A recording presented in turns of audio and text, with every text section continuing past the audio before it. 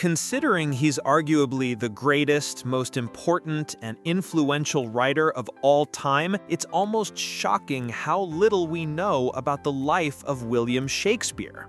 Yet one of the things that we do know is that he had 3 kids, and his only son Hamnet died at the age of 11. Just a few years later, Shakespeare would write one of his greatest plays, the tragedy of Hamlet. While we don't know how much his personal tragedy influenced the other, it seems highly unlikely that this was a coincidence in any way. Great art doesn't always need to come out of great tragedy, but sometimes turning immense pain into art can be therapeutic and work as a salve for these deeper wounds. In Chloé Zhao's tremendous film, Hamnet, based on the critically acclaimed book of the same name by Maggie O'Farrell, she manages to capture the powerful, large emotions of Shakespeare in epic fashion, from the intoxication of falling in love, the immeasurable pain of loss, and the tragic beauty of learning how to let someone you love go. It's a towering work from Zhao and one of the best movies of 2025, a film that is emotionally devastating, but ultimately a cathartic look at how art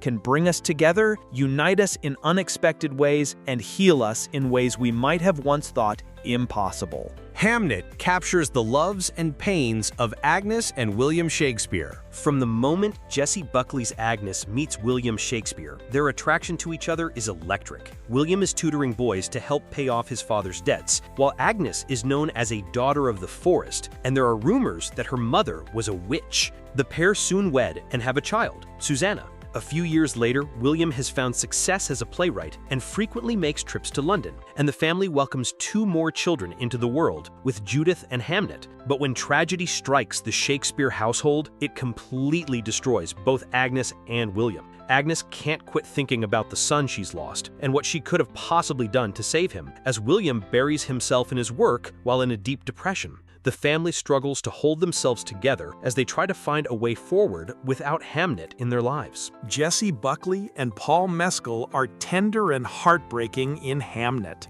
Both Buckley and Mescal are incredible in Hamnet, showing an unflinching emotional rawness. The complete and utter destruction of one's soul is exactly what Buckley is portraying, and it's nothing short of magnificent what she's able to pull off here. Not only is she heartbreaking in the major moments, but it's in her smaller touches that her role of Agnes has a remarkable amount of power. Even just reaching out a hand at the right moment, or the utter confusion of who she is now that her son is gone, make for some of the most powerful scenes in Hamnet. It's a gorgeous performance that will burrow itself into your heart. She's perfectly matched by Mescal, who we've seen handle depression with care in work like Normal People and After Sun, but he's showing us utter destruction here. Within his eyes, we can see the hopelessness he feels, and that questioning of whether it's even worth it to stay alive. This is what makes the moment where he recites the "to be or not to be" monologue work so brilliantly. It's a moment that could have come off as overdone or silly from a lesser actor, but Mescal makes it so natural. Hamnet isn't all pain, however, as Buckley and Mescal portray a young couple in love beautifully, and with just as much power as the painful moments. They both give profoundly tender performances that are easily 2 of the year's best.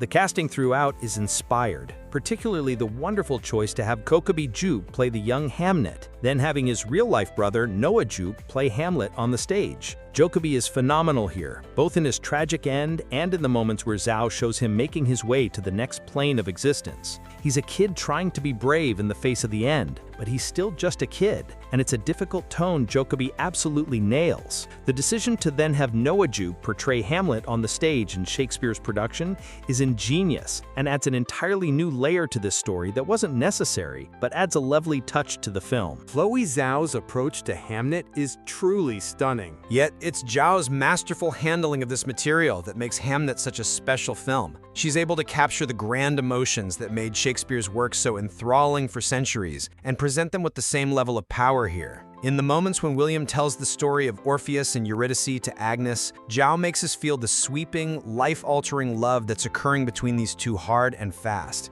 When Agnes and William have to deal with unthinkable tragedy, their pain is palpable and hard to shake. And when we finally see William's latest play, we feel some semblance of relief that life can get through even the most crushing blows. The ability of Zhao to show us these huge feelings and make us grasp some fraction of what these characters are going through is a testament to her talents as a filmmaker.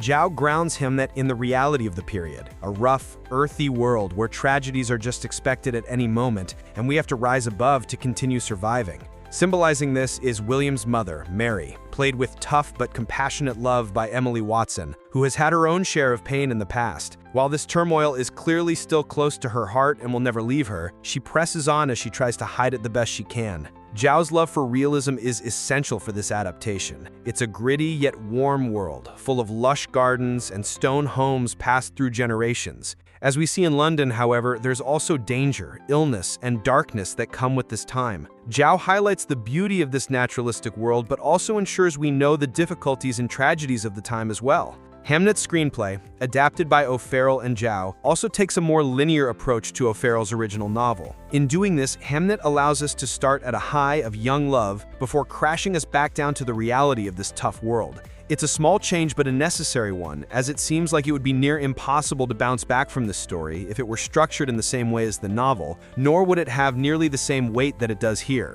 Before the premiere of Hamnet at the Toronto International Film Festival, Zhao led the audience in a breathing exercise. She talked about trying to make the audience lose the tightness and tension that they hold and try to find some sort of ease and catharsis. This is exactly what Hamnet does on a large scale, showing us the lows and highs that make life so magnificent at times while excruciating at others. Zhao shows how art can play a small but powerful part in recovering from life's pain, and how important simply experiencing art is. Zhao isn't just showing us why someone like Shakespeare's work is essential. She's also doing so in a story that brings those big expressions of life, love, death, and pain that Shakespeare's work is known for, making them as touching as they must have been back when he first introduced his stories to the world. Hamnet captures the beautiful aching that makes up life in all its forms, and it makes for one of the most profound and staggering works you'll see this year. Hamnet comes to theaters on November 27th.